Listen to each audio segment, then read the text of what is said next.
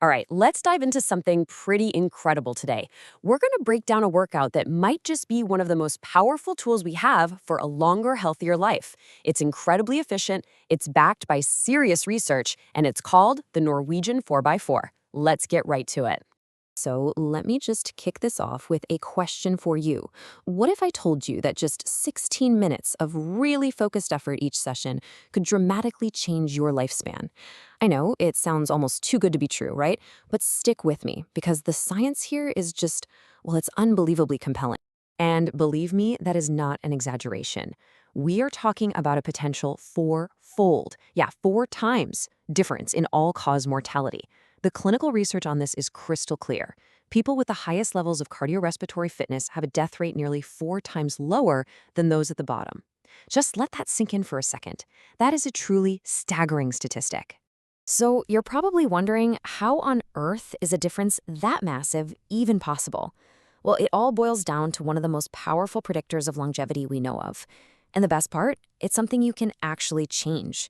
We're talking about a biomarker called VO2 Max.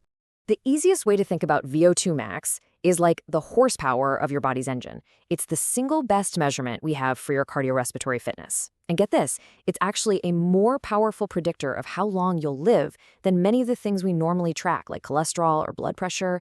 A high VO2 max just means your heart, your lungs, your muscles, the whole system is working together super efficiently when you're pushing your limits. And this slide, wow, it really drives the point home.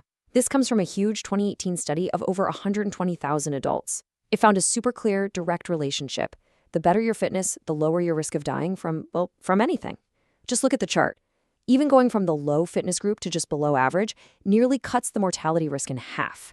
The evidence is simply undeniable. Okay, so if improving VO2 max is the goal, what's the most effective tool to get the job done? Time and again, the research points to one thing: high-intensity interval training, or HIIT. And today, we're not talking about just any HIIT workout. We're zeroing in on a very specific, highly studied protocol that just delivers incredible results. And that brings us to the star of the show, the Norwegian 4x4 protocol. You know, it's a classic for a reason.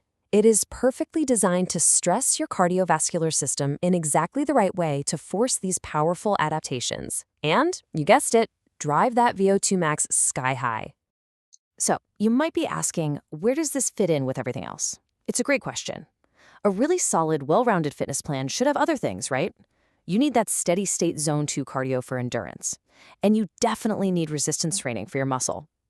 But what this table shows so clearly is that when your specific mission is to jack up your VO2 max, that cardiovascular horsepower we keep talking about, the 4x4 protocol is like a surgical instrument.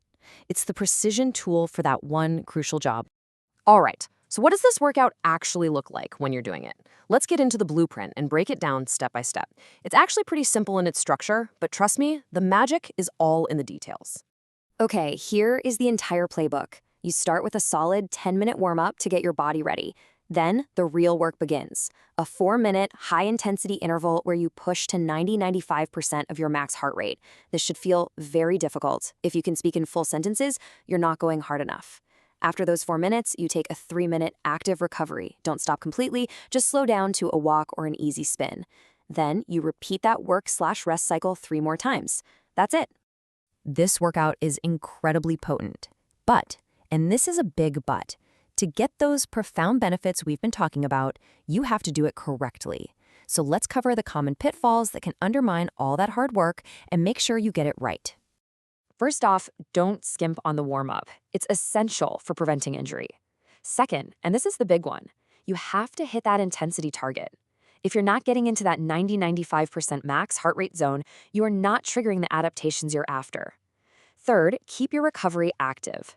Stopping completely is less effective than keeping the body moving. And finally, consistency is king. The benefits really compound over time, so you want to aim to do this once or twice a week. So we come right back to the why. 16 total minutes of work. It's hard, there's no doubt about it. But the payoff for that effort is where this becomes one of the best investments you can possibly make in your long-term health. I mean, the change after consistent training is profound. Research shows you can increase your VO2 max by 15 to 20%, which directly translates to that reduced mortality risk we saw earlier. But it goes deeper.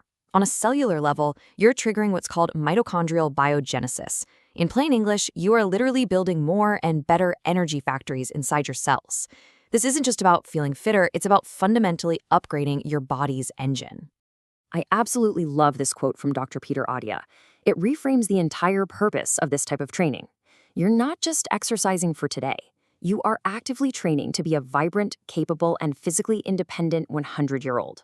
You're building the physical capacity to do all the things you want to do for your entire life. So we end right where we began. We've laid out the science and the exact protocol. 16 minutes of high effort once or twice a week is a direct investment in your future self. The only question left is, how will you use them?